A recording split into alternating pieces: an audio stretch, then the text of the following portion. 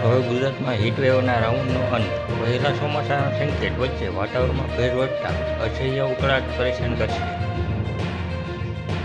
અરબ સાગરમાં સક્રિય સિસ્ટમ અનુકૂળ વાતાવરણના અનુભવે લો પ્રેશર સુધી પહોંચી શકે, જેની અસર 27 મે સુધી ગુજરાતના અલગ અલગ ભાગોમાં છૂટાછવાયા પ્રી મોન્સૂન એક્ટિવિટીનો વરસાદ પડશે. પરેશ ગોસ્વામીની આગાહી. મે મહિનાની શરૂઆતથી સૂર્યનારાયણ આકરા બન્યા હોય તેમ સમગ્ર ગુજરાતમાં અંગત ઝાડતી ગરમી અનુભવાઈ રહી છે. છેલ્લા 15 દિવસથી ચાલી રહેલા હીટવેવના કાતિલ રાઉન્ડ બાદ હવે એક રાહતના સમાચાર સામે આવ્યા છે, જેમાં જાણીતા હવામાન નિષ્ણાત પરેશ ગોસ્વામીએ આગામી દિવસોમાં લૂ વર્ષામાંથી મુક્તિ મળવાની આગાહી કરી છે. જોકે ભેજવાળા પવનોના કારણે ઉકળાટ અને અસહ્ય બફારાનો અહેસાસ જરૂર થશે.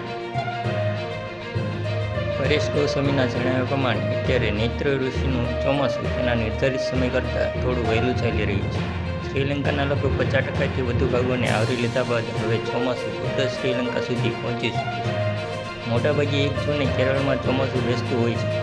જોકે આ વર્ષે 1 જૂન પહેલાં જ ચોમાસું કેરળ સુધીના દરિયાકાંઠે ટકરાય તેવી બુરી શક્યતા જોવા મળી છે.